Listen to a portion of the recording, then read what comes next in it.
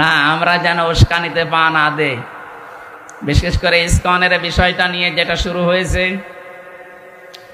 যারা দেশদ্রোহী তাদের কোনো ধর্ম নেই, সে যে ধর্মের লোক হোক, দেশদ্রোহী যারা তাদের বিচার অবশ্যই করা লাগবে, নয়তো এ দেশ তো আমাদেরকে বসবাসের অযোগ্য বানিয়ে ফেলবে। এমনি ষড়যন্ত্র চলছে, থেমে নেই। যারা এতদিন বলতো আমাদের স্বামী স্ত্রীর সম্পর্ক, তারা কি বসে আছে? সে তো নয় স্বামীর বাড়ি বসে আছে, আর কেউ আছে তার দোলা ভাইয়ের বাড়ি। আমরা কোথায় যাব? সুতরাং এই ষড়যন্ত্রে আমরা যেন কেউ পা না দেই। উল্টা পাল্টা নিজে বিভিন্ন জায়গায় দেখি ফোন করে, ফোন নিজে রেকর্ড করে, নিজে এডিটিং করে, নিজে আবার ওইটা ছেড়ে দেয়। এটা মানুষের ভিতরে বিভ্রান্তি তৈরি করার জন্য।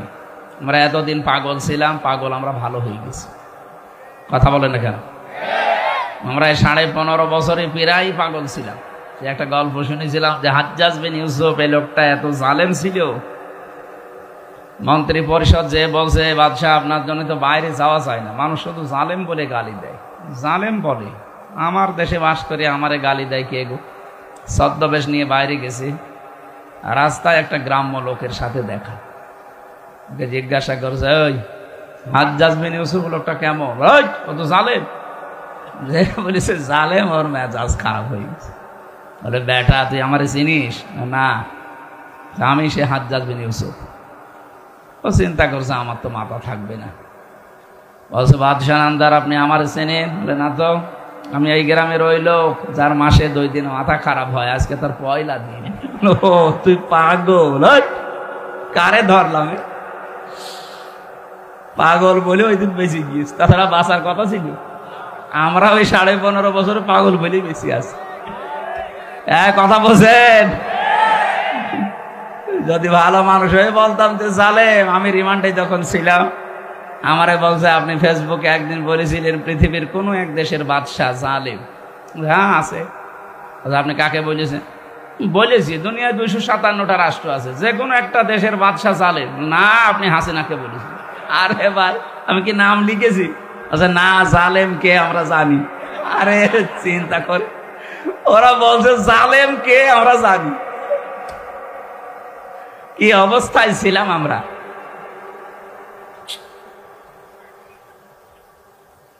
আল্লাহ একটা জগদ্দল পাথর আমাদের বুকের উপর থেকে নামিয়ে দিয়েছেন। আল্লাহ তাআলা বলেন ওয়াদানা আনকা বিজরাক আল্লাযী আনকাদা যাহরাক। হে নবী, 1500 বছর আগে আপনার পিঠকে বাঁকা করে ফেলেছিল একটা বোঝা, আমি কিন্তু বোঝাটা নামিয়ে দিয়েছি। 1500 বছর পর আমাদের এই বুকের ওপরও একটা পাথর চাপা দেওয়া ছিল। আমরা বাকরুদ্ধ হয়ে গিয়েছিলাম। দল মত জাতি বর্ণ ধর্ম নির্বিশেষে ধর্মের লোক পর্যন্ত তারা অসহায় ছিল। এই যে বিশ্বজিৎ, একে আমাদের ধর্মের মানুষ বলেন, একটা হিন্দু মানুষ, তাকে পর্যন্ত ছাড় দেওয়া হয়নি। সে বলেছিল যে ভাই কিসের শিবির, কিসের জামাত, আমি তো মুসলমানই না।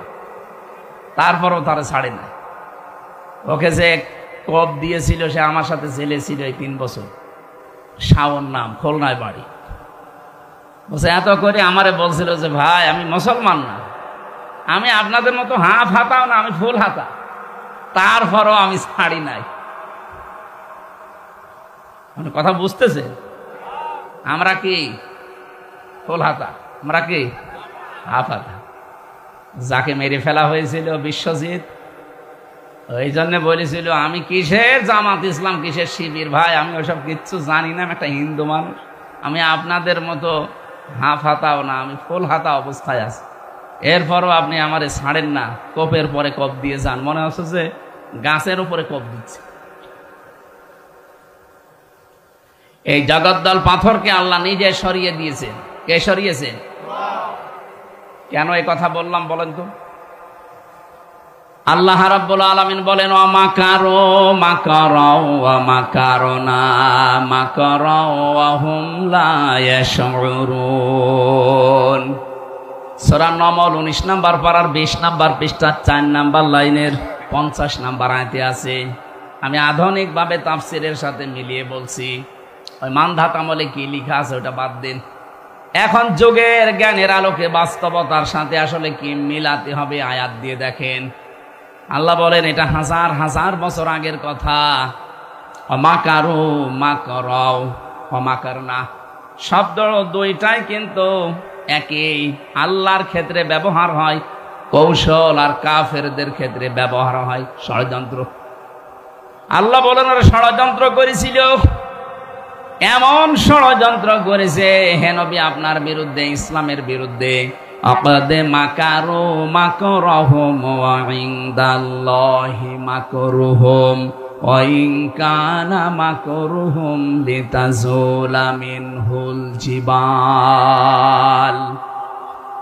হে নবী ওরা এমন ষড়যন্ত্রের জাল বিছিয়েছিল, মনে হচ্ছে পাহাড় পর্যন্ত টলে যাবে। আপনি টের পেয়েছেন চারিদিক থেকে ওরা এমন ভাবে আপনাকে ষড়যন্ত্রের চালে বেঁধেছিল, আপনি তো মানুষ, পাহাড় পর্যন্ত তার জায়গা ছেড়ে দেবে, এমন ষড়যন্ত্র চলছিল। এটা তো ১৫০০ বছর আগে নাজিল হওয়া কথা। আমার তো মনে হয় ৮ সালে আয়াতটা নাজিল হয়ে ২৪ সাল পর্যন্ত ছিল। এমন কোন দিক বিভাগ নেই বাংলাদেশে যেখানে ওদের ষড়যন্ত্রের চাল পড়ে নাই। কথা বলে না কেন? শিক্ষা বিভাগ বলেন, বিচার বিভাগ বলেন, এই দুইটা বিভাগ সবচাইতে বেশি ধ্বংস করে ফেলেছে। অথচ সারা পৃথিবীতে মিথ্যা ছড়িয়ে বেড়াতো যে আমরা ন্যায় বিচার কায়েম করছি। এত বড় ডাহা মিথ্যা কথা বলতে পারবেন? ন্যায় বিচার যদি কায়েম হবে, 3টা বছর আমার যে মামলা দিয়েছিলেন ও তো মূল্য চুরির মামলাও না, বানিয়ে একটা মামলা দিয়ে ন্যায় বিচার কায়েম হলে আমি 3 দিনও জেল খাটতাম না। অথচ 3 বছর আমার বিনা কারণে জেলে থাকা লেগেছে। এই কথা বলছে না? শুধু জেলে থাকাই শেষ না, আমার বাবার কাছ থেকে আপনারা কত টাকা নিয়েছেন বলেন? আমার মামলার আইব এখন কথা বলে, মাঝে মাঝে বলে হুজুর মাফ করে দেন। মাফ করতে পারে, আগে টাকা ফেরত দেন। আগে টাকা ফেরত দেবেন, এরপর মাফ চান। টাকা দেবেন না, খালি মাফ করে দেন। মাফ অত সহজ? এই 15 বছরে যাদের কারণে এই দেশের মানুষ ব্যবসা করতে পারে না, এই যে লোকটা, এর ব্যবসা বাণিজ্য পর্যন্ত আপনি বন্ধ করে দিয়েছেন। যাদের কারণে এই দেশের মানুষ নিরাপদে চলতে পারে না, আতঙ্কে থাকতো, মিথ্যা মামলা দিয়ে মিথ্যা সাক্ষী দিয়ে জীবনটা নষ্ট করে দিয়েছেন। এখানে অনেক মানুষ বসে আছে, তো বাস্তব বলছে, আপনি জিজ্ঞাসা করে দেখেন। স্টেজে যারা আছে আমার মনে হয় এমন কেউ নেই যে জেল খাটে নাই। শুধু জেল না, জেলে যাওয়ার পর আবার মিথ্যা সাক্ষী দিয়ে বছরের পর বছর রেখে দিয়েছে। খুন, গুম এবং আয়না ঘরের সাথে যারা জড়িত, যারা ভোট চোর, এই শব্দটা নাকি নতুন শুনছেন? 2008 থেকে শুরু করে 24 পর্যন্ত যতগুলো নির্বাচন বাংলাদেশে হয়েছে, আর এই নির্বাচনের মাধ্যমে যারা নির্বাচিত হয়ে দাবি করেন যে আমি সাবেক এমপি, এদের এমপি বলাও জায়েজ নেই। কিসের এমপি আপনি? আপনি তো ভোট চোর। আপনি ভোট হওয়ার আগেই 154 জন ঘোষণা দিয়ে দিয়েছেন। দিনের ভোট আপনি রাতে করে ফেলেছেন। কিসের সাবেক এমপি? এমপিদের জন্য, মন্ত্রীদের জন্য ভিআইপি যারা, তাদের জেলখানায় কিছু সুযোগ সুবিধা আছে। এরা যেহেতু এই 3-4 বারে একটা এমপিও না, কিসের এমপি? জনগণ তো ভোট দিয়ে আপনাকে এমপি বানায়নি, সুতরাং আপনি নিজে নিজে দাবি করে এমনি এমপি। কিভাবে এমনি বলেন? 1500 বছর আগে সূরা কলমের তাফসিরে পড়েছি, নবীজি যখন দিন প্রচার করতেন, বিশ্ব নবীকে ওরা প্রথম নাম্বারে পাগল বলেছিল। কি বলেছিল? আল্লাহ বলেন ওমা সাহিবুকুম বিমাজনুন, হে পৃথিবীর মানুষের আমার নবীকে পাগল বলবা না। কি দেখলে পাগলামির তার ভেতরে? পাগল বলার আমি যতগুলো কারণ তাফসিরে পেয়েছি ফি জিলালিল কোরআনে, 1 নম্বরে 1500 বছর আগে নবীকে ওরা পাগল বলতো, কোনো কারণ নেই, এমনি। কি কারণে? এমনি। এমনি কেন বলতো? কারণ মিডিয়াগুলো তাদের হাতে ছিল, ক্ষমতা ছিল, পাওয়ার ছিল, এসিআর ছিল তাদের। এই জন্য মনে যা আসতো তাই বলতো, আর ওইটাই প্রচার হইতো।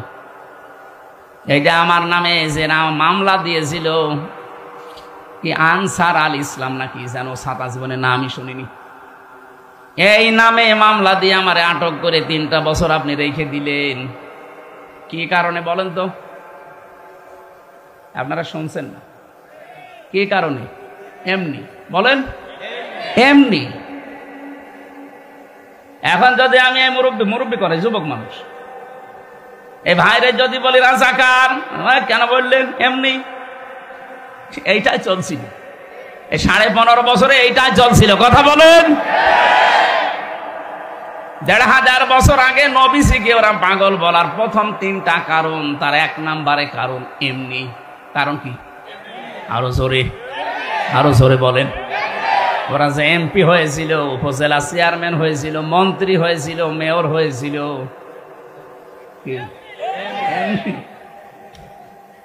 এর প্রমাণ আমাদের এই যে আমার চাচাও তো চেয়ারম্যান ছিল এমনি।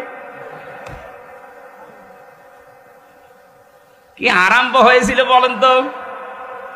আল্লাহ পাক বলেন এমন ষড়যন্ত্র মানুষগুলো করেছিল যে পাহাড় পর্যন্ত টইলে যাবে।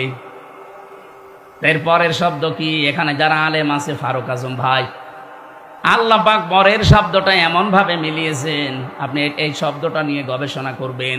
অমাকারনা মাকরন শব্দ কিন্তু একই। এখানে ফাইল কর্তা সরাসরি আল্লাহ নিজে। আল্লাহ বলেন ওরা করেছে ষড়যন্ত্র আর আমি করেছি কৌশল। কৌশল করেন কে? শব্দ এক, কিন্তু জায়গা বিশেষে অর্থ আলাদা। আল্লাহর ক্ষেত্রে ষড়যন্ত্র শব্দ মানায় না। কথা বলেন না কেন? ইসলামের পক্ষে যারা দেশে কাজ করবে ওইটা জিহাদ, ওই কাজটা ইসলামের বিপক্ষে করলে ওইটা সন্ত্রাস। শব্দ এক, কাজ এক, কিন্তু ইসলামের পক্ষে করলে জিহাদ হবে, ইসলামের বিপক্ষে ওইটা করলে সন্ত্রাস হবে। ইসলামের পক্ষে কেউ কলম ধরলে, যে খালিদ হাসান সিপাহী সাংবাদিক ইসলামের পক্ষে কলম ধরে, এই জন্য উনি হচ্ছে জিহাদকারী মুজাহিদ। কুষ্টিয়াতে বহু সাংবাদিক আছে ইসলামের বিরুদ্ধে, মানবতার বিরুদ্ধে কলম ধরে। আল্লাহ রাব্বুল আলামিন বলেন আমি নিজে এমন কৌশল করেছি, কৌশল করার মতো মাসদার দিয়েছেন। মাকারনা মাকরান অহুম লা ইয়াশউরুন, তারা টেরই পায়নি। কি টের পায়নি আপনি দেখবেন। এবার বাংলাদেশের সাথে আয়াতটা মিলাবেন। ফানজুর কাইফা কানা আকিবাতু মাকরিহিম। আল্লাহ যেন হাত দিয়ে আমাদেরকে দেখাচ্ছেন। ফানজুর, ফা দিয়েছেন। নাজারা মানে এই চোখ দিয়ে দেখা না, শুধু নাজারা মানে গবেষণা করে দেখা, চিন্তা ভাবনা করা। র মানে এই চোখ দিয়ে দেখা। আল্লাহ ফানজুর দিয়েছেন। হে পৃথিবীর মানুষেরা, বাংলাদেশিরা, একটু নজর করে দেখো, আমি যারা ষড়যন্ত্র করেছিল মানবতার বিরুদ্ধে, দেশের বিরুদ্ধে, ইসলামের বিরুদ্ধে, দেখো তাদের অবস্থা আমি কি করেছি। আন্না দাম্মারনাহুম, অবশ্যই আমি আল্লাহ নিজে তাদেরকে ধ্বংস করে দিয়েছি। ওয়াকাউমাহুম আজমাইন, এবং তাদের সকলকে আমি নির্মূল করেছি। এ দায়িত্ব নিয়েছে কে? আর জোরে বলেন। আল্লাহ দায়িত্ব নেওয়ার পরে কয়েকটা কথা এখানে জানিয়েছেন। তার সর্বপ্রথম কথা এইটা, যেটা এ দেশের সাথে 100% খাপের খাপ মিলে গেছে।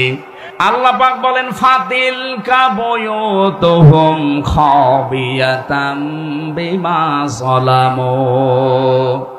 ফা দিয়েছেন। এখানে যারা আরবি গ্রামার আর বালাগাত মানতেক বোঝে, ফা শব্দটা 13টা অর্থে ব্যবহার হয়। আল্লাহ পাক তিলকা দেওয়ার আগে ফা দিয়ে মনে হচ্ছে এই আঙ্গুল দিয়ে আমাদেরকে দেখাচ্ছেন, ওই বাংলার মানুষেরা, ফাতিলকা বুয়ুতুহুম বাইতুন না বুয়ুত বহু বচন, এই সেই ঘর। এই সেই, এই জবাব দেন না কেন? আল্লাহ বলেন এই সেই ঘর। কি এই ঘর? কি একটা ঘরের নাম না দিয়ে বহু ঘরের নাম দিলেন কেন? এই যে এই সেই ঘরগুলো খাবিয়াতাম বিমা যালামু, জনশূন্য হয়ে আছে, উজাড় গৃহ বানিয়ে দিয়েছি, সার শূন্য বানিয়ে দিয়েছি তাদের জুলুমের কারণে। কারণ এই ঘরের ভেতরে বসে জুলুমের দুর্বিসন্ধি করত। আপনি দেখেন আগস্টের 5 তারিখের পরে বিকাল 5টা বাজতে বাজতে জালেমদের বাড়ি ঘরের ইট পর্যন্ত জনগণ খুলে ফেলেছে। এর 1 নাম্বার প্রমাণ আমাদের হানিফ সাহেবের বাড়ি। আবার কে দেখাবেন আপনি? বাড়ির ইট পর্যন্ত খুলে নিয়ে চলে গেছে মানুষ। আমি গত পরশু দিনও বাড়ির সামনে দিয়ে যাওয়ার সময় দেখেছি বাড়িটা মনে হচ্ছে উজাড় গৃহ হয়ে গেছে। এখন জাতীয় টয়লেট বানাতে দেরি। কাবা শরীফ একবার তাওয়াফ করছিলাম 16 সালে। হঠাৎ আমি উপরে গেলাম, দেখি আমার পেটে ব্যথা করছে। ওই দেশের যে পুলিশ আছে বললাম, ইয়া সাদেক, হে বন্ধু, আমার পেটে ব্যথা করছে, কি করা যায়? আমার বলছে কি, ইয়া হাজিউল হজ্জা তাই না বিলা দোকা। ও হাজি, দেশ কোথায়? যে তুমি বাংলাদেশ থেকে এসেছি। আমার বলছে, হাজি আপনি জানেন না এটা কোন জায়গা? আমি না তো, আবু জেহেলের বাড়ি। আপনি এখনো পায়খানা না করে দাঁড়িয়ে আছেন, তাড়াতাড়ি করেন। পায়খানা করে দেখি আমার পেটের ব্যথা ভালো হয়ে গেছে। আল্লাহ যেন আমাকে জানাতে যাচ্ছে, হামজা, এত টাকা খরচ করে আসলে আর শয়তানের বাড়ি পায়খানা না করে চলে যাবা, তাড়াতাড়ি করো। 1500 বছর পরে আমার মনে হচ্ছে আল্লাহ ঠিক বাংলার জনগণের পেটে। আরে জালেমদের বাড়িগুলো যেহেতু এখন সব পরিত্যক্ত হয়ে গেছে, এই 3 মাসের ব্যবধানে বাড়িগুলো এখন উজাড় গৃহ। কথা বলে না কেন? 3 দিন আগের পেপারে দেখলাম ঢাকার ওই বড় বাড়িটা, যারা আবেগ নিয়ে যে চুমা খেত, 3 মাসের ব্যবধানে এখন দল বেঁধেছে, টয়লেট করছে। 4-5 জন একসাথে যে 4-5 দিকে সব মুখ দিয়ে টয়লেটে বসে আছে। পেপারে দেখার পরে আমার ওই 16 সালের হজের এটা মিলিয়ে বাংলাদেশের এখন বিভিন্ন জালেমদের বাড়িঘর আর শিক্ষা প্রতিষ্ঠান, ওদের যে অফিস, এগুলো মিলিয়ে দেখতে পাচ্ছি আল্লাহ যেন আমাদের পেটে ব্যথা দিচ্ছে, আর এই জালেমদের বাড়ি ঘরগুলো ভরার জন্যে। এবার আসেন তো, এখান থেকে কি পেলেন? এদিকে তাকান, কি পেলেন এখান থেকে? খালি শুনিয়েই যাবেন, আমি বলে যাব না। এখান থেকে এবার শিক্ষাগুলো বের করি। আল্লাহ পাক বলেন, খাবিয়াতাম বিমা যালামু, তাদের এই জুলুম করার কারণে বাড়ি ঘরগুলো আজ জনশূন্য হয়ে আছে, উজাড় গৃহ হয়ে গেছে, সার শূন্য। এখন ভূত বাস করে না। 3 মাসের ব্যবধানে যদি আল্লাহ এরকম করে দিতে পারে, আগামীতে যারা চেয়ারে বসবেন তারাও যদি জুলুম করেন, তাদের বাড়ি ঘর আল্লাহ উজাড় গৃহ বানিয়ে দেবে। 1 নাম্বার গেল। এরপরেও যদি কেউ শিক্ষা না নিয়ে, ও যদি মনে মনে চিন্তা ভাবনা করে, দাঁড়ান বসি আগে চেয়ারে, দেখেন কি করি।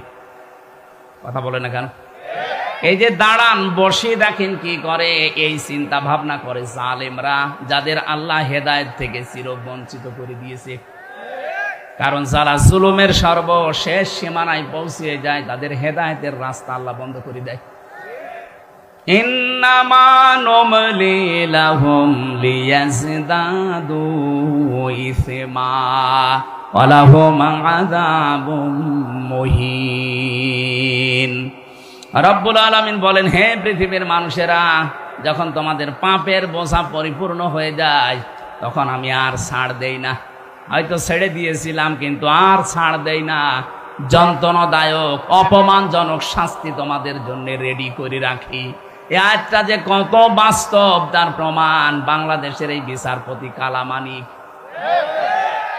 সুপ্রিম কোর্টের একজন বিচারপতি, তার আল্লাহ কলার পাতায় শুইয়েছে, তার বিসি পর্যন্ত উড়ে গেছে, আর সংসার করার কাজ শেষ। কথা বলছেন না? আর কি দেখাবে আল্লাহ মহিন, আর কি দেখাবে? এত বড় অপমানজনক শাস্তি আল্লাহ দিয়েছে। আমার মনে হয় যদি এখন জেল থেকে বের হয়ে এই ঝাউদিয়ার রাস্তায় হেঁটে যায়, এ বাচ্চারা পিটিয়ে মেরে ফেলবে। আর আমার মনে মনে ধারণা হচ্ছিল 2024 সালের 5 আগস্টে 1:30টার সময় উনি যে হেলিকপ্টারে করে চলে যাচ্ছিলেন, যদি আল্লাহ না করুক পড়ে যেতেন, জনগণের সামনে পড়লে পিটিয়ে মেরে ফেলতো। কথা বলেন না কেন? কি ক্ষোভ তৈরি হয়েছিল মানুষের উপরে বলেন।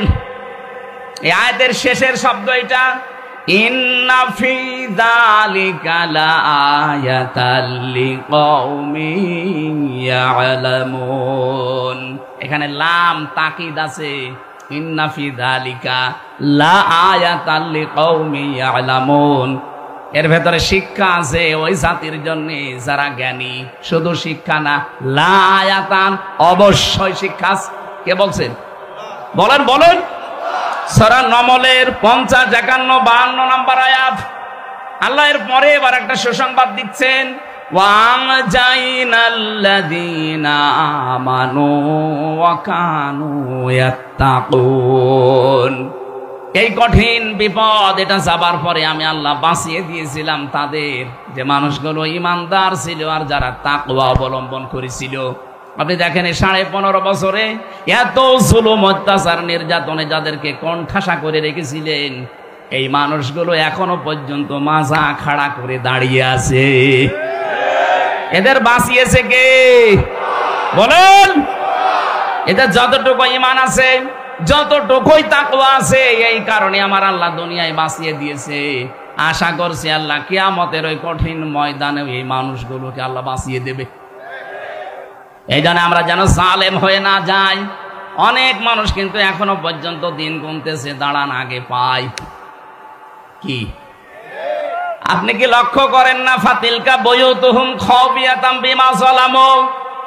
জালেমদের ভাড়গড়ি জুলুম করার কারণে যদি ওজার গৃহ আল্লাহ বানিয়ে দিতে পারে, আগামী 5 বছর যারা ক্ষমতায় এসে জুলুম করবেন বলে বিভিন্ন ফোন দিয়ে আটতেছেন, আপনার বাড়ি 5 বছর পরে এরকম জালেমের মতো উজাড় গৃহ হবে না, ইন্টারন্যাশনাল পায়খানা হয়ে যাবে। এই জন্য সাবধান হবেন, আপনি থামবেন, ওইসব চিন্তা ভাবনা দূর করবেন। বিশেষ করে আমার জেলায় কুষ্টিয়াতে কোনো জালেম যেন চেয়ারে না বসে। এটা আমাদের হাতের সামনে আল্লাহ দেবে ইনশাআল্লাহ। কোন জালেমকে আমরা চেয়ারে দেখতে চাই না। যারাই আসুক তারা যেন নমনীয় আচরণ করে জনগণের সাথে। এই আয়াতের পরে আরো 8-9টা আয়াত আছে। এই তথ্যগুলো আমরা তো ওই বিষয়ে আলোচনায় যাইনি। আমরা আজকে একটা গুরুত্বপূর্ণ বিষয় সামনে নিয়েছি, সূরা বাকারা। কোন সূরা বলেন? 6236টা আয়াত। এটা নির্ভরযোগ্য। 6666টা আয়াত। এটা প্রসিদ্ধ, এটা নির্ভরযোগ্য না, এটা প্রসিদ্ধ। আমাদের সারা পৃথিবীতে এটা চালু আছে যে কোরআনের আয়াত 6666টা, কিন্তু গণনা করে দেখবেন 6236টা হবে। আল্লাহ এতগুলো আয়াতের ভেতরে আমি একটা মাত্র আয়াত পড়েছি, তাও 3 ভাগের 1 ভাগ।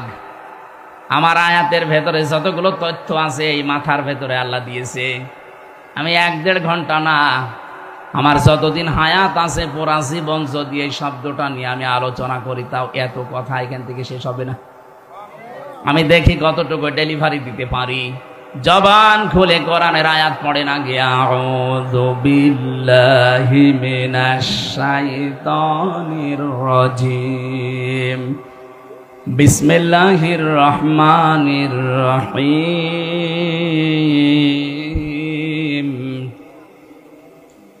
ইয়া আইয়ুহাল্লাযীনা আমানু দুখুলু ফিস-সিলমি কাফা। খুব খেয়াল করে শুনবেন, কিছু পয়েন্ট আছে অনেক সূক্ষ্ম। জ্ঞান যদি একেবারেই না থাকে আপনার মাথার ভেতরে, তাহলে বোঝা কঠিন হয়ে যাবে। এই জন্য জ্ঞানী যারা আছেন, আলেম, বাংলা শিক্ষিত, খুব খেয়াল করে মিলাবেন জীবনের সাথে। আশা করি আজকের আলোচনাটায় জান্নাতে যাওয়ার জন্য পাতি হয়ে দাঁড়াবে ইনশাআল্লাহ। আল্লাহ ডাক দিলেন এখানে শুধুমাত্র ইমানদারকে। ইমানকে আল্লাহ আজকের আয়াতে ডাক দেননি। এই জন্য কোনো বেঈমান যদি থাকেন চলে যান, ওই যে চলে যান, তাড়াতাড়ি যান। এই না না, বেঈমানের জন্য আজকের আয়াত না, ওরা তাড়াতাড়ি বের করে দেন।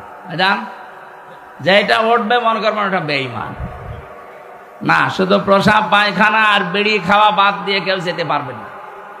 বিড়ির যদি নেশা লাগে খুব বেশি, খেয়ে আবার চলে আসবে। আবার বাইরে কিন্তু পুলিশ আছে, পুলিশের সামনে পড়লে আবার জরিমানা নেবে। চুরি করে খেয়ে আবার চলে আসবে। আসবেন তো? বলছে ইনশাল্লাহ। এটা হার্ট নষ্ট হয়ে যায়, কলিজা নষ্ট হয়ে যায়। যারা বিড়ি খান আশা করছি এটা ছেড়ে দেবে। উপকার কোনটা আছে বিড়ির ভেতরে বলে যে এইটা উপকার আছে। পৃথিবীতে একটাই খাবার যার গায়ে লেখা থাকে যে এটা খেলেই ক্ষতি হয়। কথা বলেন না কেন? ওখানে লেখা আছে খাইলেই মরবেন, মানে ক্যান্সার হবে। ক্যান্সারের কোনো অ্যান্সার নেই, মানে খাইলেই মরবেন। যেন আমরা জানি এই কাজ আর না করি বলে অন্য জিনিস খান। বিড়ি বাদ দিয়ে আমার মনে হয় সিগারেট খাওয়াবো। দুইটাই, ওটা একটু উন্নত, এটা একটু নর্মাল। আমি তো আকিস গ্রুপে ছিলাম, আমি দেখেছি ওদের ওই রংপুরে কারখানা আছে, কুড়িগ্রামে আছে, যশোরে আছে, কিভাবে বানায় আমি দেখেছি। ছাগলে পর্যন্ত মুখ দেয় না। যেটা ছাগল খায় না সেটাই পাগলরা খায়।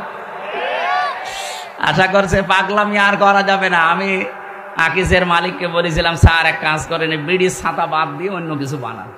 হুজুর আমি ছেড়ে দেবো। উনি অলরেডি ওটা বাদ দিয়ে আমেরিকা টোবাকের কাছে, কুষ্টিয়া তো মনে হয় বানায়, ভাদালিয়ার পাশে। এটা অলরেডি ওনার তো একটা দুইটা না, 3টা মা 15টা ভাই বোন, এতগুলো আবার এক জায়গায় হওয়া লাগবে তো। এই জন্য একক সিদ্ধান্তে ওনারা পারে না, চেষ্টা চালাচ্ছে ওগুলো সব বাদ দিয়ে খাবার তৈরি করার জন্য, মানুষের যেন উপকার হয়। আল্লাহ তাদেরকে যেন তৌফিক দেন, অন্তত আকিস বিড়ি, আজিজ বিড়ি এগুলো যেন আস্তে আস্তে দূর হয়ে যায় দেশ থেকে। হারামের ভেতরে কোনো বরকত নেই। প্রশ্ন আসতে বলে তাহলে ওদের বরকত হচ্ছে কি করে? আরে ভাই, বরকত কি ওইটার নাম? বরকত কি আমরা আয়াতের 5 নাম্বার পয়েন্টে আছে, বলবো ইনশাআল্লাহ। তাহলে ইমানদারকে আল্লাহ ডাক দিয়েছেন। আমার প্রশ্ন হচ্ছে, আমার ভেতরে ইমান আছে, আমি এটাকে কিভাবে টের পাবো? বড় এরকম হায়াত আলী সাহেবের মতো দাড়ি থাকবে নাকি এরকম টুপি মাথায় দেওয়া থাকবে যে বিশাল ইমানদার? না। নবীজিকে সাহাবী প্রশ্ন করলেন, হে নবী, আমার ইমান আছে, আমি কিভাবে টের পাবো? বিশ্ব নবী বললেন, ইদা সাররাতকা হাসানাতুকা ওয়া সাআতকা সাজ্জিআতুকা ফাআনতা মুমিন। যখন তোমার ভালো কাজগুলো তোমাকে আনন্দ দেবে, আর অন্যায় কাজ করলে ভেতর থেকে একটা বাধা আসবে, ব্যারিকেড আসবে, তখন বুঝবা তোমার ইমান আছে। বাংলাদেশে ভালো কাজ সবার কাছে ভালো লাগে? বলেন।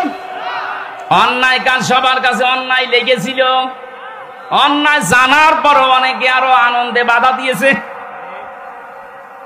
কুষ্টিয়ার আশপাশে প্রায় 12-13টা জেলায় আমাকে ঢুকতেই দেয়নি, অথচ এ জেলার মানুষ আমি। যারা দেয়নি তারাও বাইরের না, তারাও এই জেলার মানুষ। কোথায় আছেন আজ? পালিয়েছেন কেন? আমাকে জোর জবরদস্তি করে না রেখেছিলেন, আপনাকে তো জোর করে আমরা পালাতে বলিনি। কোথায় গিয়েছেন? কোন ভালো মানুষ দুনিয়া থেকে পালায় না, পালায় শুধু অপরাধীরা। বোঝা যাচ্ছে আপনি অপরাধী। এই যে ভালো কাজগুলো আপনি বন্ধ করে দিয়েছিলেন এই দেশে, কোরআনে কারিমের কথা বলা এটা যে ভালো কাজ, ও পাগলও জানে। এই কথা বলেন না কেন? কয়েকদিন আগে যশোরের সরকারি কলেজের এক অধ্যাপক, বিসিএস ক্যাডার লোকটা, ওনারা আমি 3 মাস সময় দিয়েছিলাম যে স্যার আপনি আমাদের ধর্মীয় গ্রন্থ, আপনি তো হিন্দু মানুষ, কোরআনে কারিমটা পুরা আমাকে পড়ে জানাবেন। আপনাকে আমি ইসলাম গ্রহণ করতে বলছি না, কিন্তু আমার ধর্মীয় গ্রন্থ পড়বেন। উনি তাফসির কিনে পড়েছিলেন পুরাটা। 3 মাস পরে দেখলাম মুসলমান হয়ে গেছে।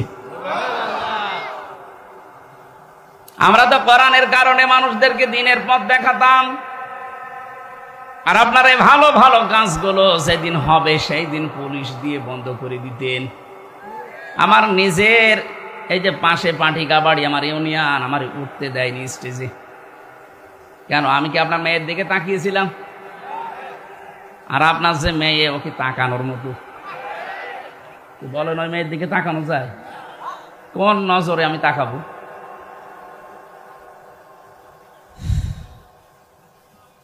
এই আমার কাটসাট কথা, এই ভালো কাজ যাদের কাছে ভালো লাগে, অন্যায় কাজ দেখলে যাদের কষ্ট হয়, ভেতর থেকে একটা বাধা আসে, বুঝবেন তার ইমান আছে। আর অন্যায় কাজ দেখলে যার ভেতর থেকে একটা বাধা আসে না, আরো আনন্দ লাগে, বুঝবেন আপনার ইমান নেই। আপনার দাড়ি থাকলেও, নামাজ থাকলেও, রোজা থাকলেও আপনি বেঈমান।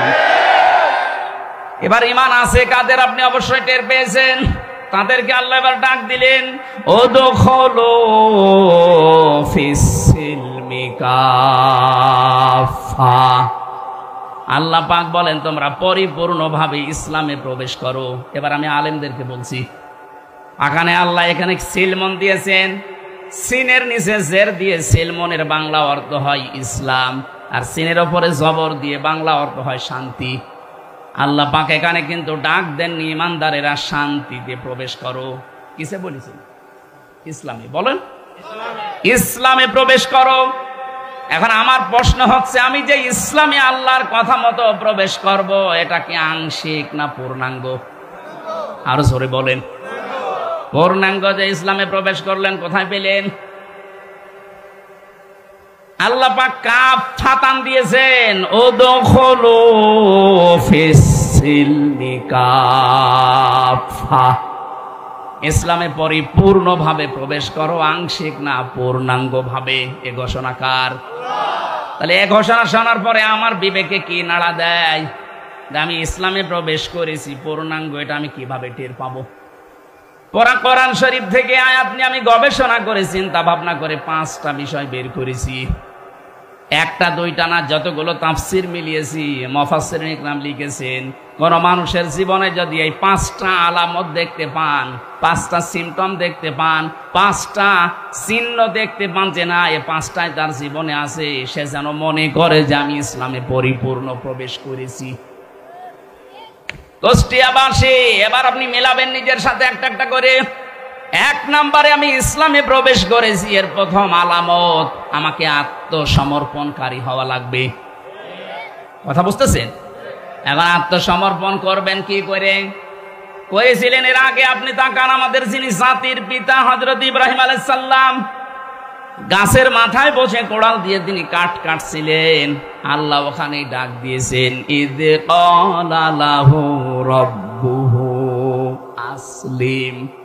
সূরা বাকারার 131 নম্বর আয়াতের প্রথম অংশে আছে, আল্লাহ পাক বলেন ইব্রাহিম আত্মসমর্পণ করো। তিনি ওখানে বললেন, আল্লাহ এখান থেকে আমি কি করে আত্মসমর্পণ করি?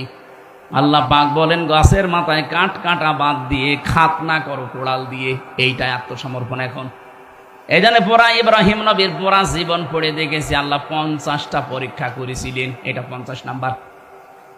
উনি গাছের মাথায় বসে খাতনা করে আল্লাহকে বললেন আসলামতু লিরাব্বিল আলামিন, বিশ্ব জগতের প্রতিপালক আমি আল্লাহর কাছে আত্মসমর্পণ করলাম, আমার নিজের বলতে আর কিচ্ছু নেই, সব আমি এখন সমর্থন করলাম। কাকে?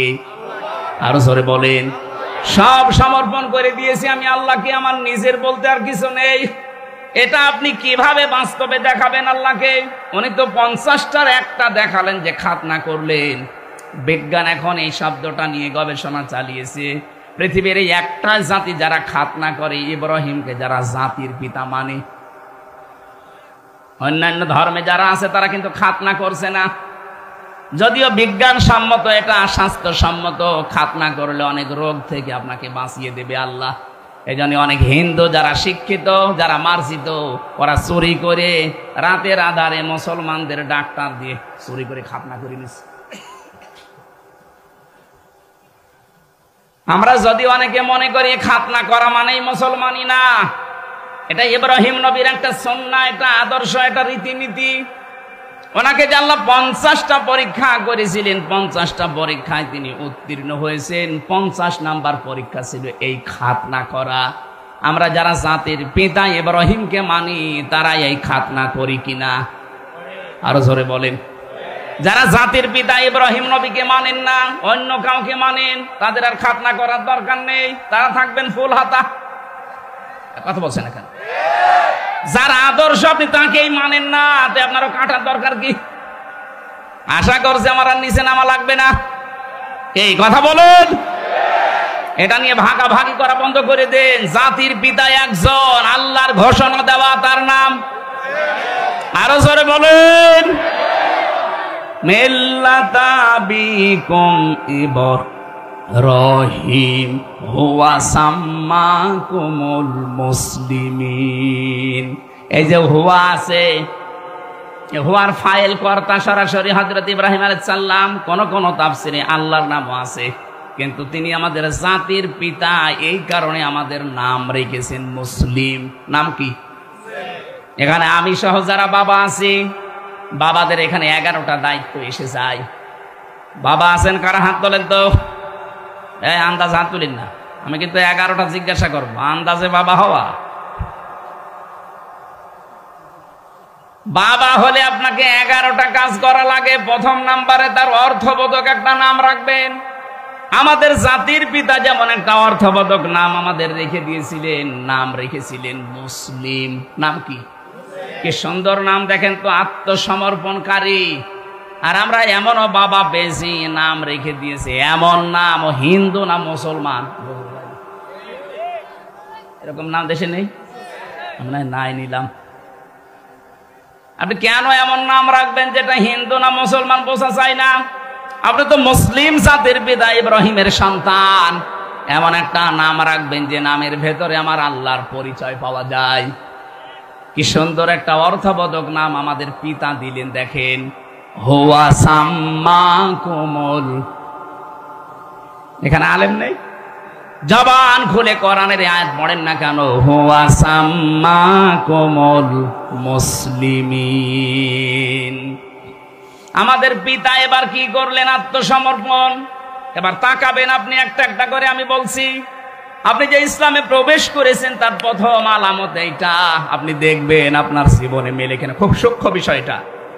আওয়াসা বিহা ইব্রাহিম বানিহি ওয়া ইয়াকুব ইয়া বানিয়া ইন্নাল্লাহা আসতাফা লাকুমুদ্দিন ইলা আখিরি আয়াত। সূরা বাকারার 132 নম্বর আয়াতের প্রথম অংশে আছে, আল্লাহ পাক বলেন তোমাদের জাতির পিতা ইব্রাহিম এবং ইয়াকুব তার সন্তানদেরকে ইন্তেকালের আগে এই ওসিয়তগুলো করেছিল। হে আমার আদরের সন্তানেরা, অবশ্যই আল্লাহ, এই ভালো করে, হে আমার আদরের সন্তানেরা, অবশ্যই আল্লাহ ইন্নাল্লাহা আসতাফা লাকুমুদ্দিন, তোমাদের জন্য মনোনীত করেছেন, নির্বাচিত করেছেন, চয়ন করেছেন, চুজ করেছেন একটা দিনকে। কাকে? এ পর্যন্ত যদি না বোঝেন পরের শব্দ বুঝবেন না। তোমাদের জন্য আল্লাহ নির্বাচিত করেছেন, পছন্দ করেছেন একটা দিনকে। কাকে? কে দিন? এই রাতের পরে যে দিন আসবে ওই দিন না। দিন এখন সারা পৃথিবীতে চলছে 4,500 দিন। দিন মানে যদি ধর্ম মনে করেন, 4,500 ধর্মের লোক এই দুনিয়ায় এখন আছে। 257টা রাষ্ট্রের ভেতরে চলছে এটা। 257টা রাষ্ট্র আছে। আমি ছোটখাটো যতগুলো রাষ্ট্রে ঘুরলাম, বাংলাদেশের চারে রাষ্ট্রগুলো কোনটা 8 ডবল, কোনটা 14 ডবল, কোনটা 29 ডবল। বাংলাদেশের চাইতে মালয়েশিয়া গিয়েছিলাম 8 ডবল বড়। এর চাইতে সৌদি আরব 14 ডবল বড়। এর চাইতে পাশের রাষ্ট্র ইন্ডিয়া 29 ডবল বড়। আমেরিকায় কিছুদিন পরে আমার ভিসা লাগিয়েছি, আমি যাচ্ছি ওখানে বাংলাদেশের চাইতে 59 ডবল বড় ওই দেশটা। আমেরিকার কাছে বাংলাদেশ একটা গ্রাম না, গ্রামও না। সারা পৃথিবীতে 800 কোটির উপরে মানুষ আছে, 4,500 ধর্মের দিনের মানুষ আছে। আল্লাহ পাক বলেন দিন হিসাবে আমি তোমাদের জন্য যেটা পছন্দ করলাম, ইন্নাদ-দীনা ইনদাল্লাহিল ইসলাম, তোমাদের জন্য আমি আল্লাহর কাছে একমাত্র মনোনীত ধর্মের নাম। কত সূক্ষ্ম বিষয় দেখেছেন। জাতির পিতা ইব্রাহিম এবং ইয়াকুব তাদের সন্তানদেরকে বলেছে তোমাদের জন্য একটা দিন আল্লাহ নির্বাচিত করেছেন। সেই দিনের পরিচয় সূরা আলে ইমরানের 19 নম্বর আয়াতে দিচ্ছেন আল্লাহ। সেই দিনের নাম, এই জবান খোলেন না কেন? আল্লাহ রাব্বুল আলামিন ইসলাম বলে শেষ করে দেননি। সূরা আলে ইমরানের 85 নম্বর আয়াতের ব্যাখ্যাটা আরো বিস্তারিত দিয়েছেন।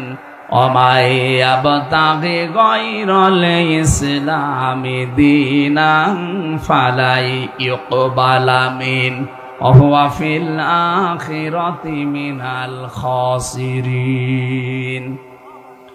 তামাম দুনিয়ায় কেউ যদি ইসলাম বাদ দিয়ে অন্য কোন নিয়ম নীতি দিন দিয়ে আমি আল্লাহকে রাজি করতে চাই, ফালাই ইউকবালা মিন, ইউকবালার আগে লান আছে, এর আগে ফা আছে। এর বাংলা অর্থ দাঁড়িয়েছে কোশ্চিন কালেও হবে না। আল্লাহ পাক বলেন তোর জীবনের কোন ইবাদত বন্দেগী আমি আল্লাহর কাছে কবুল হবে না যদি ওটা ইসলাম বাদ দিয়ে অন্য কিছু নিয়ম নীতিতে হয়। আপনি কি সৌভাগ্যের অধিকার একটু খেয়াল করেন? 4,500 ধর্ম দিয়ে আজ যারা তাদের সে দেবতা বলেন, ভগবান বলেন, যিশু বলেন, রকমের সার ইবাদত করে মানুষ যেতে চাচ্ছে, কিন্তু সবাই এক জায়গায়। কেউ উপরওয়ালা বলে, কেউ গড বলে, কেউ ভগবান বলে, কেউ দেবতা বলে, আমরা আল্লাহ বলি। সবাই যেতে চাচ্ছে ওনার কাছে। আল্লাহ পাক বলেন ৪৫০০ ধর্মের একটা দিয়েও হবে না, আমার কাছে পৌঁছাতে হলে ইসলাম লাগবে। এই আয়াত দিয়ে এক কথায় নির্দ্বিধায় দলিল দেওয়া যায় ৪৫০০ ধর্মের যারা আছেন আপনাদের সব কর্ম মাঠে মারা যাচ্ছে। শুধু দুনিয়ায় শেষ আপনাদের না, ওয়া হুয়া ফিল আখিরাতি মিনাল খাসিরিন, সব চাইতে মারাত্মক ক্ষতিগ্রস্ত হবেন আপনি আখিরাতে। আমরা যদি দুনিয়ায় কিছুই না পাই দিন ইসলাম মেনে, অন্তত আখিরাত আমাদের নষ্ট হচ্ছে না। কথা বলেন ঠিক কিনা? এই জন্য আমাদের এখন থেকে সিদ্ধান্ত নেওয়া লাগবে, যা করি যেন দিনের ভেতরে থাকে। দিন মানে রাতের পরে যে দিন আসবে ওই দিনের ভেতরে, ইসলামের ভেতরে। কিসের ভেতরে? বিবাহ শাদী করতে হলেও দিনের ভেতরে থাকা লাগবে। আজ বাংলাদেশে বহু বিয়ে শুরু হয়, বহু বিবাহ শুরু হয় হারাম কাজ দিয়ে। এদেশে অনেক মানুষ মনে করে ৪ বিয়ে করা ফরজ, সুন্নাত, নফল, ওয়াজিব না, কিচ্ছু না। এটা সিস্টেম আছে। কোরআনে কারিমে সূরা নিসার ৩ থেকে ৫ নম্বরে আয়াতগুলো যে নাজিল হয়েছে, আপনি একটু ঐতিহাসিক প্রেক্ষাপটগুলো খেয়াল করেন। আল্লাহ কেন নাজিল করলেন আয়াতগুলো বিবাহের ক্ষেত্রে? কোন নারীর রূপ সৌন্দর্যের মুগ্ধতা পেয়ে আপনি ভসালে শুধু একটার পর একটা বিয়ে করে যাবেন না। ইসলাম এই জন্য আপনাকে ৪ বিয়ের অনুমতি দেয়নি। বিয়ে করতে পারেন একটাই, এরপরে যদি বিবাহ করতে চান অসহায় সমাজের অসহায় নারী, বিধবা নারী এবং স্বামী পরিত্যক্তা নারী, তালাক প্রাপ্তা এবং স্বামী মারা গেছে বিধবা, অথবা অসহায় নারী, এতিম মা বাবা নেই, এরকম অসহায় মানুষকে বিয়ে করে তাদেরকে সামাজিক মর্যাদা দেওয়ার জন্য আপনি বিয়ে করতে পারেন। ১, ২, ৩, ৪। অধিকাংশ মানুষ এটাকে নিয়ে ৪ বিয়ে করা ফরজ, অথচ ইনসাফ করতে পারে না, খালি বিয়ে করিয়ে যাচ্ছে। আপনি কি আকিজের ছেলে নাকি? আকিজের ছেলে ৪ বিয়ে করেছে, বলছে আমিও করব। আরে ভাই করবেন, ঠিক আছে, তার মতো টাকা আছে আপনার? তার খুলনা এক বউ থাকে, যশোরে এক বউ থাকে, রংপুরে এক বউ থাকে, ঢাকা ভার্সিটি স্যার আর এক বউ। তার যে টাকা ও নিজেও জানে না তার কত টাকা আছে, আর আপনি নিজে হিসাব করেও পারেন আপনার টাকা আছে কিনা। আপনি আন্দাজে খালি বিয়ে করবেন। তাহলে বিয়ে শুরুই হচ্ছে আমাদের আন্দাজে। এমনকি অধিকাংশ বিয়েতে আজ যে ঝামেলাটা তৈরি হচ্ছে, এখানে যেহেতু বাবা আছে, আমার বাবাও আছে, উনিও ভুল করেছে। বিয়েটা করার সময় ইসলামের নিয়ম হচ্ছে অলিমা করা। এই কথা বলে না কেন? অলিমা করলে এটা যে ছেলের বাড়ি হয় না মেয়ের বাড়ি হয়? বলুন। এইটা ইসলাম। আজ ইসলামের এই নিয়ম বাদ দিয়ে যারা অলিমা বাদ দিয়ে বরযাত্রী যায়, মেয়ের বাড়িতে ১৫০, ২০০, ২৫০ মানুষ নিয়ে যাচ্ছে বরযাত্রী। কোথায় পেয়েছেন ভণ্ডামি? আমি মনে হয় মেয়ের বাবা এই জন্য বলছি নাকি? না, আমি এই জন্য আরো বলছি, কারণ আমার তো ছেলে নেই, আমার তো বাঁচা লাগবে। আমি যা করেছি ওটা ভুল হয়ে গেছে, থুক্কু। সামনে যেন আর কেউ এটা না করেন। ছেলে বিবাহ দিতে হলে অলিমা করা লাগবে ছেলের বাড়িতে, না মেয়ের বাড়িতে? এই নিয়ম পালন করা যাবে না। যারা বাবা আছেন হাত তোলেন তো। না, আপনি আন্দাজে হাত তুলেন না, সামনে কিন্তু বরযাত্রী মার যাবে। আমাদের হচ্ছে না, বিবাহ শাদীটা ইসলাম অনুযায়ী হচ্ছে না আমাদের। এটাকে আমি ইয়ারকি মারার জন্য, ফাইজলামি করার জন্য বললাম? এটা ইসলামের একটা শিয়ার, একটা নিয়ম। নবীজি যতগুলো বিয়ে করেছেন সব অলিমা করেছেন নিজের বাড়িতে। কথা বলে না কেন? আপনি কোথায় পেয়েছেন ২০০ বরযাত্রী নিয়ে বাড়িতে যাওয়া যাবে? ১৮ বছর, ২০ বছর, ২৫ বছর একটা মেয়েকে এত কষ্ট করে লালন পালন করে আপনার হাতে দিচ্ছে, এই তো অনেক কিছু। 18 বছর 20 বছর যে শ্রম দিলে ওই মেয়ের মা বাবা, ওই মেয়ের কাছ থেকে মা বাবার কোনো লাভ নেই। যত লাভ সব আপনার পরিবারে। আপনার সন্তান সে পেটে নেয়, আপনার খেদমত করে, আপনার বাড়িতে রান্না বাড়া করে। কথা বলে না কেন? সব করছে আপনার, এরপরও আবার তার বাবার বাড়ি 200 মানুষ খাওয়াবে। এটা জুলুম না? এই জুলুম যেন কুষ্টিয়া থেকেই বন্ধ হওয়া শুরু হয়। এই মিডিয়া এটা হাইলাইট করবা, এটা আমার নিজের জেলা না। আগামী থেকে জেলায় বিয়ে হলে কোন বরযাত্রী চলবে না, অলিমা করা লাগবে। বরযাত্রী যারা আসতে যাবে একটা ছোট লোক, ইতর বলেন, বরযাত্রী বন্ধ করবেন কারা কারা হাত তোলেন তো। এই আন্দাজ হাত তুলবেন না, এটা কিন্তু রেকর্ড হচ্ছে। এই দেখেন কত ক্যামেরা। তোলেন তোলেন তোলেন, এই তোলেন। কেউ বরযাত্রী যাব না ইনশাল্লাহ, সব অলিমার দাওয়াতে যাব, ঠিক আছে? বলছেন না, কি গো এ জেলায় মানুষ তো খুব ঝামেলা। আমার আফসোস এই জেলায় আমার জন্ম নেওয়ার জন্য, কারণ এই জেলায় এমন একটা কাজ চলে পৃথিবীর কোন জায়গায় নেই যে পুলিশ পাহারা দিয়ে গাঁজা খাওয়ায়, এই জেলায় আছে। সারা পৃথিবীর এই একটা জায়গা যেখানে পুলিশ পাহারা দিয়ে গাঁজা খাওয়াচ্ছে, আরো বলছে বাবা খা। আর একটা জায়গা আছে বগুড়া মহাস্থানগড়, ওখানে এরকম না, পুলিশ দেখলে তারা একটু দৌড় মড়ি দেয়, আর এখানে পুলিশ দেখলাম পাহারা দিয়ে খাওয়াচ্ছে, যা খাবি খা। সারা বাংলাদেশে গাঁজা কোড়ালে চাই কয় মন হবে, তার চাইতে বেশি মন গাঁজা পাওয়া যাবে লালনী মাজারে। কোন কারণে এখানে যান বলেন তো? এখানে গেলে মানুষ শিরিক করে, বেদাত করে, ঈমান হারায়। এক কথা বলেন না কেন? এতগুলো মাজার বাংলাদেশে ভাঙা হইলো, কই এইটার গায়ে হাত দিলেন না কেন? এইটা ভেঙে ফেলার দরকার ছিল। বলে না, লালন আল্লাহর ওলি। কিসের ওলি? ও কোন ধর্মের লোক ও নিজেও জানে না। আর ওর ওখানে যে শিরিক হচ্ছে, কবরে মানুষ সেজদা দিচ্ছে, এই প্রকাশ্য গণাগুলো যদি বন্ধ করতে পারতাম, এই জেলার উপরে আল্লাহর রহমত আরো বেশি নাজিল হতো। ঠিক বললেন, বুঝে শুনে বুঝেছেন না? আমি এবার বলছি, সূরা আলে ইমরানের 93 নম্বর আয়াতটা পড়বেন বাড়ি যেয়ে। অমাং দাখালাহু কানা আমিনা। আমি সবাইকে বলছি, এটা খুব দরকার। অমাং দাখালাহু কানা আমিনা। কেউ যদি এই কাবার এলাকায় প্রবেশ করে, আমি আল্লাহ তাকে নিরাপত্তা দিয়ে দেই। এই ভালো করে বোঝেন, এটা কাবার এলাকায় প্রবেশ করলে নিরাপত্তা দেয় কে? আরো জোরে। বাংলাদেশ কি কাবা শরীফ? এটা কাবা থেকে 6000 কিলোমিটার দূরে। কাবার এলাকায় কেউ প্রবেশ করলে যদি বাবার খনিও হয়, তারপরও তাকে কিছু বলে না, দেখে বলে ঠিক আছে যান, ছেড়ে দিলাম। কাবার এলাকার বাইরে চলেন, আপনাকে আমি দেখছি। কি নিরাপত্তা দিয়ে আল্লাহ ঢেকে রেখেছেন কাবার চত্বরটা। আমরা চাই বাংলার এই 56,000 মাইলও যেন, বর্গ মাইল যেন কাবার চত্বরের মতো নিরাপত্তা দিয়ে ঢেকে যায়। এটা ঢেকে দিতে হলে কি করা লাগবে? সূরা আনআম 7 নাম্বার পারা 17 নাম্বার পৃষ্ঠার 1ম নাম্বার লাইনের 82 নাম্বার আয়াতে আল্লাহ তথ্য দিয়েছেন, আল্লাযীনা আমানু ওয়া লাম ইয়ালবিসু ঈমানাহুম বিযুলমিন উলাইকা লাহুমুল আমনু ওয়া হুম মুহতাদুন। আল্লাহ পাক বলেন, যারা ঈমান আনবে আর ঈমানের সাথে জুলুমকে মিশ্রণ করবে না। এখানে জুলুম মানে শিরিক। যাদের ঈমানের সাথে তারা শিরিককে মিশ্রণ করবে না, উলাইকা লাহুমুল আমনু। এই যে এই আঙ্গুল, আল্লাহ যেন তার কুদরতের আঙ্গুল এভাবে কুষ্টিয়াবাসীকে দেখিয়ে বলছে, এই সাউদিয়ার মানুষগুলো শোনো, উলাইকা লাহুমুল আমনু, এই মানুষগুলোই নিরাপত্তার হকদার।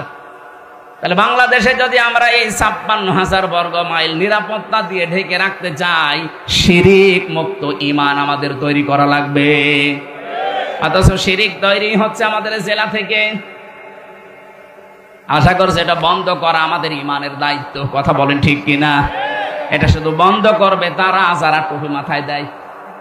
হ্যাঁ, হযরত ইব্রাহিম নবী যখন ইসমাইলকে জবাই করার জন্য ছুরি হাতে নিয়ে উদ্যত হলেন, আল্লাহ তখন ডাক দিয়েছিলেন, ফালাম্মা আসলামা ওয়া তাল্লাহু লিল জাবিন। এই আলেম নেই এখানে? ফালাম্মা আসলামা দিয়ে বচন দিয়েছেন। আল্লাহ পাক বলেন, দুইজনে যখন রাজি এগ্রি হয়ে গেছে আল্লাহর বিধান পালন করার জন্য, তখন বিধানটা পালন করা সহজ হয়েছে। ইব্রাহিম নবী যদি বলতেন আমি জবাই দেব, ইসমাইল যদি বলতেন না আমি হব না, জীবনও আল্লাহর বিধান পালন হইতো। ইসমাইল যদি বলতেন ঠিক আছে আমি জবাই হব, ইব্রাহিম যদি বলতেন না 83 বছর বয়সে ধরে পেয়েছি জবাই করব না, আল্লাহর বিধান কায়েম হইতো। দুইজনেই রাজি, এই জন্য আসলামা দিয়ে বচন দিয়েছেন আল্লাহ। আজ বাংলাদেশে যারা টুপি মাথায় দেয় এরা, আর যারা টুপি মাথায় দেয় না তারাও তো মুসলমান। সবাই যদি আমরা ইব্রাহিম আর ইসমাইলের মতো ভূমিকায় আসতে পারি, যারা দায়িত্বে আছেন 1628টা মানুষের দায়িত্বে আছে বাংলাদেশের, এরা ইব্রাহিমের ভূমিকায় আসা লাগবে। 18 কোটি জনগণ আমরা ইসমাইলের ভূমিকায় যাওয়া লাগবে। এই দেশে অবশ্যই আল্লাহর বিধান কায়েম করা সহজ হয়ে যাবে। আমরা এই দেশকে কাবার চত্বরের মতো নিরাপত্তা দিতে চাই। কথা বলে না কেন? তাহলে আমি যে শব্দটা নিয়েছিলাম দিন হিসাবে, যারা ইসলাম বাদ দিয়ে বিয়ে করছেন, বিয়ে হচ্ছে না, আজকে থেকে বরযাত্রী বন্ধ, অলিমা শুরু ইনশাল্লাহ। এই জেলা থেকেই শুরু হবে। মেয়েরা যারা এসেছেন, সম্মানিতা মা বোনেরা, আপনি যদি আত্মসমর্পণ করে ইসলামে প্রবেশ করতে চান, 4টা কাজ আপনার জীবনে থাকা লাগবে। ইদা নাজারা ইলাইহা সাররাতুহু, স্বামী যখন বাইরে থেকে এসে আপনার দিকে তাকাবে, স্বামীকে আপনি আনন্দ দেবেন। কিন্তু অধিকাংশ মেয়েরা এটা আজ করে না, এই জন্য অনেক স্বামী বাইরে লাইন করে। দেখছেন? বলছে ঠিক, তার মানে এলাকায় চলছে।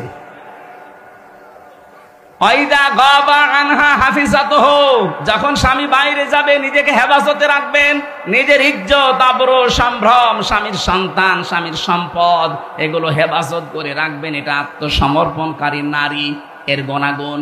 3 নম্বরে আলা দীনি যাওজাতিহা, স্বামী যখন বাইরে থাকবে, সে দিনের কাজে হোক, ইসলামের কাছে হোক, মানবতার সেবায় হোক, স্বামী যখন বাইরে থাকবে তাকে সাহায্য করবেন, আরো সময় দেবেন, তাকে উদ্বুদ্ধ করবেন, ছাড় দেবেন না। আপনি আরো তার প্রতিবন্ধকতা সৃষ্টি করেন। কি করে বেড়াও তুমি? কি করার মানে?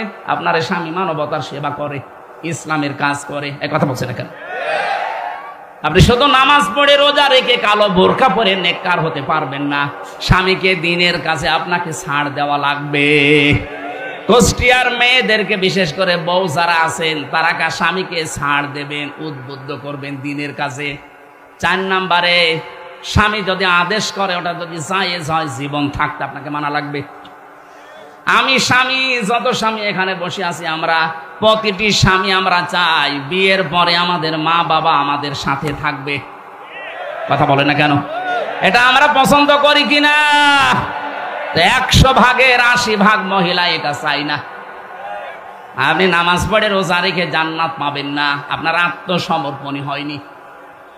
এটা 4টা বললাম। আল্লাহ রাব্বুল আলামিন বলেন, তুমি ইসলামে প্রবেশ করলে কিনা তার প্রথম আলামত হচ্ছে আত্মসমর্পণ করবা। দিন হিসাবে ইসলাম বাদ দিয়ে অন্য কিছু মানা যাবে আরো জোরে। সুতরাং যৌতুক প্রথা দিনে আছে, ইসলামে আছে। যৌতুক দিয়ে যারা বিয়ে করে, যৌতুক নিয়ে যারা বিয়ে করে, এটা হিন্দুদের রীতি। এই যে গায়ে হলুদ দেওয়া, এটা হিন্দুদের রীতি। এক কথা বলে না কেন? আশা করছি দিনের বাইরে যেটা আল্লাহ মনোনীত করেছেন, এর বাইরে আমাদের যাওয়া যাবে না। ফালা তামুতুন্না ইল্লা ওয়া আনতুম মুসলিমুন। রব্বুল আলামিন বলেন, ইব্রাহিম নবী সন্তানদেরকে বলেছিল, ছেলেরা যাই করো মুসলমান না হয়ে মরো না, কারণ মুসলমান না হয়ে কবরে গেলে কবর তোমাকে কিন্তু ছাড়বে না। কথা বলেন ঠিক কিনা? আমরা যাই করি আত্মসমর্পণ করব, আর মুসলমান না হয়ে কবরে আমরা যাব না ইনশাআল্লাহ। 2 নম্বরে আমি বেশি ইখলাস অর্জন করা লাগবে। 3 নম্বরে আকীদা শুদ্ধ করা লাগবে। 4 নম্বরে উন্নত চরিত্র অর্জন করা লাগবে। 5 নম্বরে লেনদেনে স্বচ্ছ থাকা লাগবে। এটা বাংলাদেশে একেবারে দূর হয়ে যাচ্ছে। দেখতে মনে হয় আকাশ থেকে পালিয়ে এসেছে, খুব ভালো মানুষ, কিন্তু লেনদেন করে দেখবেন ওর মতো হারামি আর নেই। দোকানে বাকি যদি খায়, দোকানের সামনে দিয়ে যায় না, অন্য রাস্তা দিয়ে যায় না। আপনি ইসলামে প্রবেশ এখনো পরিপূর্ণ করেননি। আকীদা বিশুদ্ধ করা লাগবে। কেন বলছি? বাংলাদেশে একটা মজলুম দলের উপরে একটা মিথ্যা তহমত দিয়ে বলা হয় যে ওদের আকীদা ঠিক নেই, অথচ বাংলাদেশে যদি আকীদার প্রশ্ন করেন, সবচাইতে শুদ্ধ আকীদার মানুষ হচ্ছে এই দেশে যারা একামতে দিন কায়েম করতে চায়। এই মজলুম দলের উপর একটা মিথ্যা তহমত দিয়ে সারা বছরের পর বছর এই তহমতটা আপনি চালিয়ে দিচ্ছেন। আপনার আকীদা ঠিক আছে? ফাঁসির দড়িটা গলার কাছে আসুক, আকীদা কত প্রকার কি কি সব বেরিয়ে যাবে। ভণ্ডামি করার জায়গা পান না। আকীদার কিতাবগুলো আছে, আমি তাফসীরের কিতাব থেকে, হাদিসের কিতাব থেকে পড়ার জন্য